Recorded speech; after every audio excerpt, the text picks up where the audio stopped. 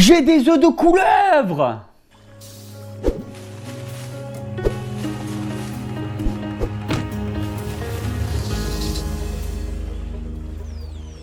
Et salut tout le monde, j'espère que vous allez bien. Désolé pour tout à l'heure de vous avoir pété les oreilles, je suis trop content. J'ai mes œufs de Colionatus radiatus. Alors le temps de faire cette vidéo, ça faisait déjà pas mal de temps en arrière que j'avais déjà les œufs. Et donc s'il faut, depuis la vidéo, s'il faut, les œufs ils vont pas trop tarder à éclore. Alors je vais vous expliquer un peu tout ça. Les Colionatus radiatus, ce sont les couleuvres asiatiques. J'avais eu des œufs déjà l'année dernière. J'avais eu 2 pontes et là je suis reparti avec une nouvelle ponte. Il y en a eu 7, je suis vraiment content. Les œufs sont bien gros, bien beaux. C'est mon couple que j'ai, donc la femelle albinos et le mâle tout à fait naturel, mais il est hétérozygote albinos, ce qui fait que sur les œufs je peux avoir des bébés albinos. Je suis vraiment content, vous inquiétez pas, il y aura une vidéo sur l'éclosion, une vidéo sur le nourrissage des juvéniles. Alors c'est une couleuvre qui a la particularité, comme beaucoup de couleuvres d'ailleurs, de pondre plusieurs fois dans un intervalle de 1 ou 2 mois à chaque fois. Donc s'il faut, elle ne devrait pas retarder peut-être à pondre des nouveaux œufs. C'est vraiment une espèce que j'apprécie beaucoup. C'est une couleuvre asiatique que limite je recommanderais aux débutants. Oui, aux débutants. Alors comme beaucoup de couleuvres asiatiques, elles ne demandent pas du tout des températures élevées. Nous sommes plutôt de l'ordre de 28-29 degrés au point le plus chaud du terrarium. Et une moyenne de 24-25 degrés peut-être, enfin approximatif. Je suis à quelque chose comme ça. Il faut toujours un point chaud et un point froid. Le point chaud ne doit pas être trop chaud non plus. Je chauffe par tapis chauffant comme tous les serpents que j'ai dans mon élevage, je le fais par tapis chauffant. Et ensuite, je suis sur un thermostat. Alors les thermostats, moi je ne jure que par cela.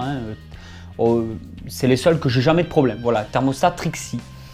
D'ailleurs, j'ai appris par mon pote Nicolas, bisous à toi Nico, qu'en fait les thermostats Trixie pouvaient, ça se voit que je lis souvent les notices, la lumière bleue, vous pouvez l'éteindre. Il y a un bouton juste derrière le thermostat, pour ceux qui ne savent pas, parce que moi j'ai quand même, je travaille avec du thermostat Trixie depuis des années et ça fait 1 mois que je sais que la lumière derrière pouvait s'éteindre. Voilà, parce que dans la chambre, quand on a une lumière bleue toute la nuit, c'est chiant quoi. Et du coup, la lumière peut s'éteindre, il y a un bouton juste derrière. Peut-être que tout le monde le savait sauf moi, mais je voulais le dire dans cette vidéo. Au niveau de l'incubateur, il y a déjà pas mal de vidéos que j'ai fait à ce sujet. Il faut savoir que c'est un incubateur tout à fait basique qu'on fait chez soi tout simplement. J'ai pris un câble chauffant, branché sur un thermostat Trixie aussi pour avoir une bonne température. La sonde du thermostat, je l'ai mis vraiment dans le bac à côté des œufs pour être sûr d'avoir vraiment la température souhaitée au niveau des œufs. Les œufs se trouvent dans une boîte, la boîte est reposée sur l'eau, le câble chauffant chauffe l'eau. Le fait de chauffer l'eau, déjà ça met une température ambiante de l'équivalent de 28 degrés. Pour les Colionatus radiatus, j'ai mis l'incubateur à 28 degrés, 27-28 degrés. Et ce qui se passe, c'est que comme c'est l'eau qui chauffe, ça crée l'hygrométrie parce qu'il faut une hygrométrie très proche, voire saturée à 100% d'hygrométrie. Ce qui fait qu'en fin de compte, les œufs se trouvent à une température très stable. C'est très important d'avoir une température le plus stable possible. Et en plus de ça, les œufs se retrouvent aussi avec l'hygrométrie voulue. Ce qui fait que normalement, pour les éclosions, il ne devrait pas du tout y avoir de problème. Le couvercle de la boîte où se trouvent les œufs va être refermé les premiers jours des éclosions pour ne pas avoir de serpents qui aillent dans l'eau se noyer. Surtout pas, faire très attention à ça. Avec ce système-là, il faut vraiment prendre toutes les précautions nécessaires pour pas qu'il y ait un serpent derrière qui risque de se noyer. Ce système d'incubation, vous pouvez toujours le faire pour les pitons, pour les lézards, pour en fait, les tortues, tout ce qui est reptile, tout simplement. Du moment que vous respectez les bonnes températures de départ, les bons paramètres, ça veut dire voilà, la température et l'hygrométrie, ce qui est très important. Si vous voulez beaucoup plus d'informations vraiment sur la fabrication de cet incubateur-là, vous avez des vidéos que je mettrai en lien en bas dans la description. L'objectif, voilà, comme vous pouvez le voir, je vous mets des séquences de toute façon et vous pouvez très bien voir comment ça se passe. Voilà, je me recule un petit peu, vous voyez. Et en fait, voilà, là, sur cette séquence, on voit... c'est des vidéos de moi en fait quand je monte l'incubateur, que j'explique un peu. Il y a déjà plusieurs vidéos là-dessus, j'ai pas envie de repartir là-dessus. C'est vraiment une petite vidéo pour vous dire que je suis très content et qu'il y aura bientôt donc des disponibilités au niveau des couleuvres asiatiques. Voilà, ne cherchez pas tout ce que je vends dans mes repros. Je ne fais pas d'envoi. Les envois sont interdits pour ceux qui ne sont pas professionnels. Il vous faut un numéro exprès. En fait, quand vous êtes professionnel, vous pouvez passer par France Express. France Express est une société spécialisée justement dans le transport, notamment au niveau des animaux. Ce sont des trajets de moins de 24 heures. Souvent, c'est même du 12 heures. Et en fin de compte, comme ça, on l'envoie l'après-midi, ça part direct dans la nuit. Le lendemain matin, la personne le reçoit chez lui avant midi, avant 13 heures. C'est quelque chose comme ça. Il y a des tranches horaires à respecter dans des boîtes polystyrène avec des chaufferettes, tout est bien protégé. Là, on n'est pas sur la poste. On n'envoie pas d'animaux vivants par la poste. Donc, faites très attention à ça. Passez toujours par des professionnels, vraiment des gens spécialisés là-dedans. Moi, du coup, comme je ne suis pas professionnel, je ne peux pas faire d'envoi de reptiles. Ce qui fait que il faut se déplacer ou se donner un point de rendez-vous, mais je ne vends pas de reptiles comme ça. Après, je peux toujours les vendre par l'intermédiaire d'un ami dans une bourse reptile, je ne sais pas trop. Par des potes, je peux toujours me déplacer sur un secteur aux environs de chez moi, mais je ne ferai pas d'envoi directement. Pour les prix, il faudra me demander. Mais là, pour l'instant, de toute façon, je ne vends rien du tout parce qu'il est hors de question de prévendre des animaux qui sont encore dans des œufs. Il est hors de question de vendre ou de mettre en vente des animaux qui viennent de sortir de l'œuf. Donc, pour l'instant, il n'y a rien du tout en vente. Et les ventes commenceront peut-être à se faire une fois que j'estimerai que les animaux sont en bonne santé et qu'ils se nourrissent très bien chez moi dans mon élevage. De toute façon, il y aura des vidéos de suivi de ces petits animaux-là. Et j'espère vraiment que ça vous plaira.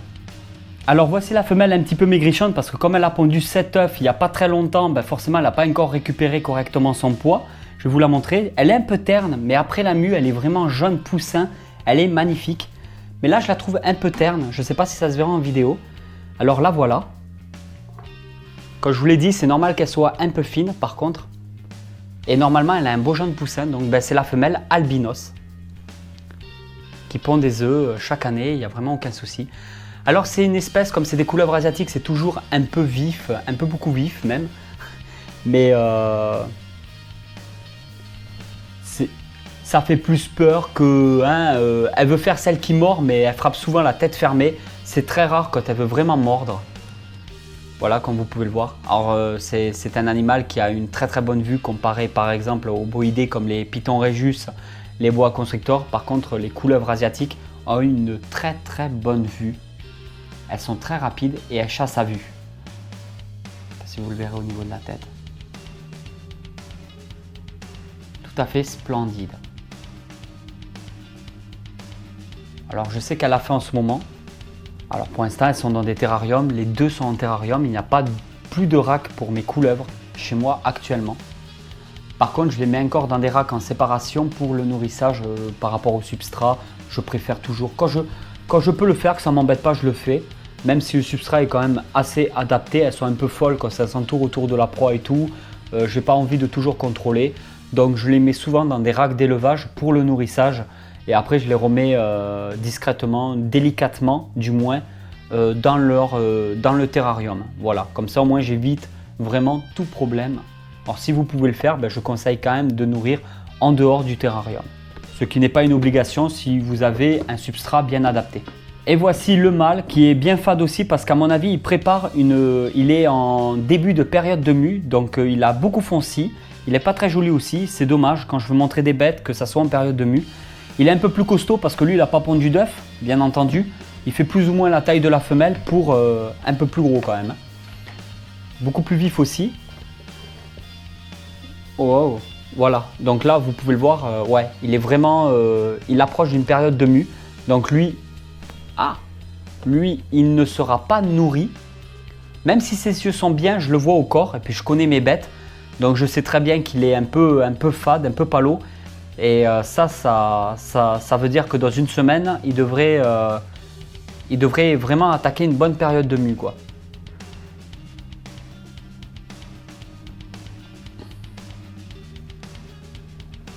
On peut le voir même au ventre, qu'il est un peu...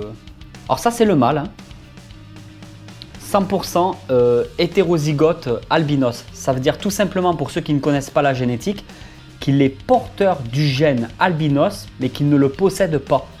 C'est-à-dire que ces bébés, étant donné que la femelle est albinos, elle, ben, les bébés ont de fortes chances aussi d'être albinos. On peut avoir des petites Colionatus radiatus toutes jaunes. Que si le mâle n'aurait pas été hétérozygote albinos, il serait impossible avec cette femelle d'avoir des bébés albinos. On aurait eu 100% de bébés avec le gène albinos, mais donc porteurs, mais pas apparents.